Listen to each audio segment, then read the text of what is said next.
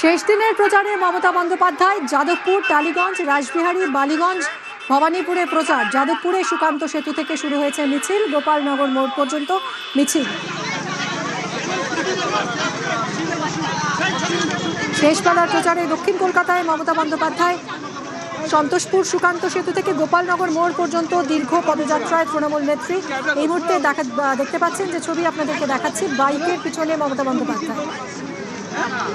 ঢাকুরিয়া ব্রিজের উপর দিয়ে এই মুহূর্তে মিছিল যাচ্ছে, বাইকে মমতা বন্দ্যোপাধ্যায়।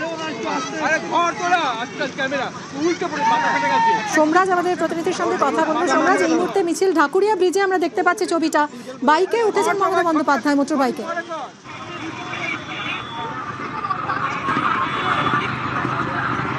মমতা বন্দ্যোপাধ্যায় ঢাকুরিয়া ব্রিজে প্রথম দফায় অর্থাৎ সুকান্ত সেতু থেকে ঢাকুরিয়া ব্রিজ পর্যন্ত প্রথম দফায় মিছিল করলেন এবং তারপর এখন বাইকে করে অর্থাৎ স্কুটিতে করে তিনি এগিয়ে গেলেন।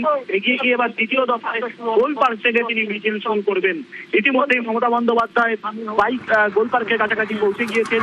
আমরা দেখতে পাচ্ছি বাইকে করে যেতে যেতে মমতা বন্দ্যোপাধ্যায় জনসংযোগ করে নিচ্ছেন এবং যারা ব্রিজের দুপাশে যে সমস্ত তৃণমূল কর্মী সমর্থকরা, পথ চলতি মানুষরা, এলাকার বাসিন্দারা যারা এসে ছিলেন মমতা বন্দ্যোপাধ্যায়কে দেখার জন্য, মমতা বন্দ্যোপাধ্যায় তাদের সবাইকে শুভেচ্ছা জানাচ্ছেন, জনসংযোগ করছেন এবং আমরা দেখতে পাচ্ছি মমতা বন্দ্যোপাধ্যায় তিনি স্কুটিতে করেই এখন এগিয়ে যাচ্ছেন। কারণ তুমি জানো, প্রচারের শেষ সময়সীমা সন্ধ্যে 6টা, তার মধ্যেই গোপালনগর মোড়ে মমতা বন্দ্যোপাধ্যায় পৌঁছাবেন এবং মিছিল শেষ করবেন।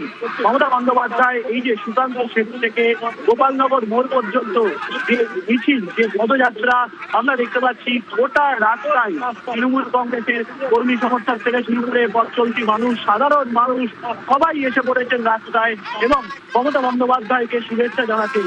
এই মুহূর্তে মমতা বন্দ্যোপাধ্যায় গোলপার্ক মোড়ে এসে পৌঁছেছেন এবং সেখান থেকে তিনি ফের পদযাত্রা শুরু করবেন। একদমই শেষবেলার প্রচারে দক্ষিণ কলকাতায় মমতা বন্দ্যোপাধ্যায় এবং প্রথম দফায় সুকান্ত সেতু থেকে মিছিল করেছেন এবং এই মুহূর্তে ঢাকুরিয়া ব্রিজের ওপরে মোটর বাইকে করে যাচ্ছেন তিনি এবং দ্বিতীয় দফায় গোলপার্ক থেকে আবারও মিছিল শুরু করবেন।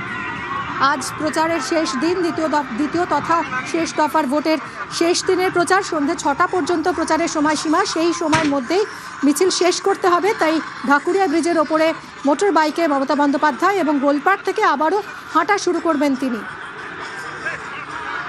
কথা বলবো আবারও, সোমরাজ রয়েছে সঙ্গে। সোমরাজ, একটু আগে যেরকম আবিরও যেরকম বলছিল যে তৃণমূলের অন্যতম ভোট ব্যাংক অবশ্যই মহিলা ভোটার এবং এবারের ভোটেও মহিলা ভোটার বড় ফ্যাক্টর, রাস্তার দুপাশে মহিলাদের উপস্থিতি তো চোখে পড়ার মতো, এটা কতটা তাৎপর্যপূর্ণ?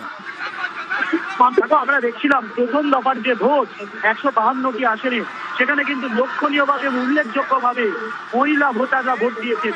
আমরা দেখেছি প্রথম দফার ভোটে 94% বেশি মহিলা ভোটার ভোট দিয়েছে এবারে 152টি আসনে।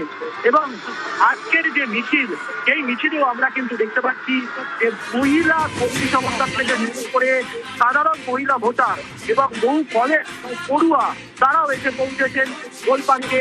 তার কারণ মমতা বন্দ্যোপাধ্যায় ইতিমধ্যেই গোলপার্কে এসে পৌঁছেছেন, আমরা সেই ছবি দেখতে পাচ্ছি এবং মমতা বন্দ্যোপাধ্যায় এবার গোলপার্ক থেকে মিছিল শুরু করলেন, আমরা সেই ছবি দেখতে পাচ্ছি।